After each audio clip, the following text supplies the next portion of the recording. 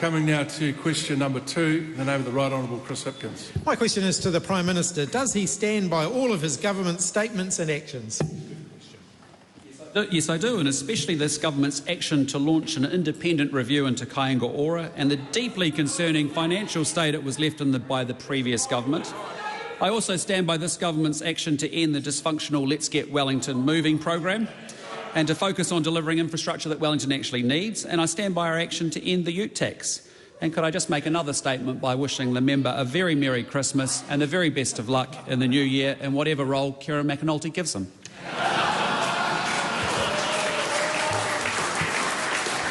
It's not particularly helpful for order. Merry Christmas to him too.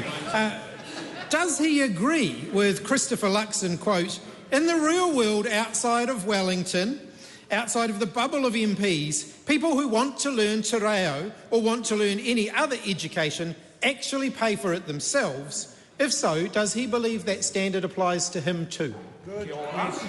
We encourage employers to upskill their employees if they need te reo for the purposes of their job. We support that, and what we don't support is actually bonuses on top of base remuneration. Supplementary. If, in the real world, people pay for their own te reo Māori lessons, why did the taxpayer pay for his, and will he pay that money back? I think all 123 MPs in this chamber, if they want to learn te reo, that's actually a good thing because they're actually there to represent all New Zealanders. I would suspect that you may have done that the same as Prime Minister and or Leader of the Opposition. Supplementary. So why did he say, in the real world outside of Wellington and outside the bubble of MPs, people who want to learn te reo actually pay for it themselves? Because they do. And many public and many private companies, people who want to actually learn te reo actually do it. But if it's a part of your job and it actually helps you do your job to represent all New Zealanders better and you want to learn te reo, I would encourage all 123 members in this chamber to do likewise. Well, question. Does he agree with Christopher Luxon with regard to the clean car discount? Quote, "I think if I can pay, I should pay. And if so, when will he pay?" We've talked about this before. Those are the affairs of my wife, if what you're trying to get to there.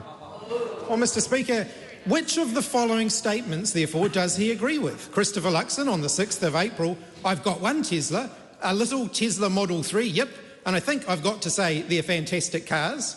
Christopher Luxon on the 13th of May, "I have an electric car, a Tesla, I love it." Or Christopher Luxon on the 14th of June, and again now, "I don't have a Tesla, my wife has one." Point of order, Honourable Chris Bishop. Mr. Speaker, the Leader of the Opposition is very well aware that the Prime Minister is not responsible for statements made by Mr Luxon, which may or may not be accurate, before he became Prime Minister. Yeah, that is quite right. I was being somewhat lenient given the nature of the opening of the question.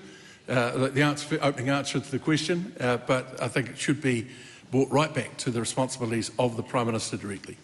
Fair enough.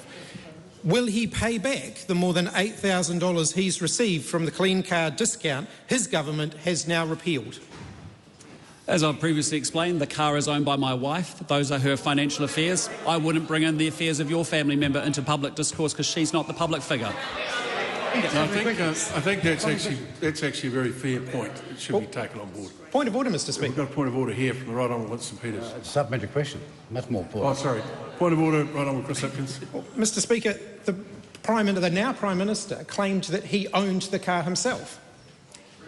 Well, look, the realities of that are not immediately evident to me because I don't have those papers in front of me.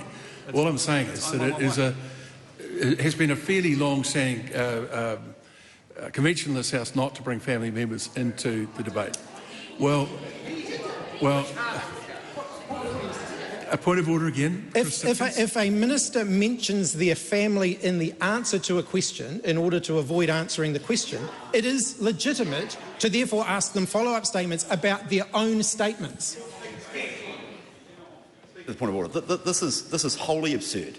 Firstly, the line of questioning is out of order, because it relates to matters that are not within the Prime Minister's responsibility. Secondly, notwithstanding that clear statement of the obvious, the Prime Minister has deigned to provide a commentary in which he has said that the matter that the member is referring to relates to a family member, and I would encourage members opposite to uphold the long-standing convention that you, Mr Speaker, have referred to. Well, that's a relevant point, but all government policy is responsibility of the Prime Minister, and that's why the question's being asked.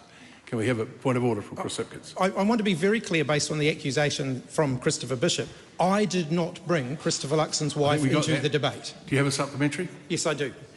Right on, Winston Peters goes first. Can I ask the Prime Minister as to whether it's his position on taxation, that you pay the taxation at the time it applies, and if the taxation system changes, then your taxation obligations change as well, and not some woke lefty shill view that you'll apply the tax retrospectively, which is the basis of his question.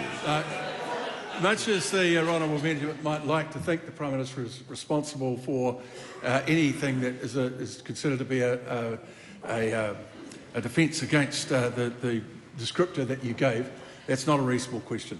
So right. We'll progress with Honourable Hipkins. Does he agree with Christopher Luxon with regard to Prime Ministerial travel on Defence Force planes? Quote, there's other options, there's charter options, for example, there's commercial arrangements.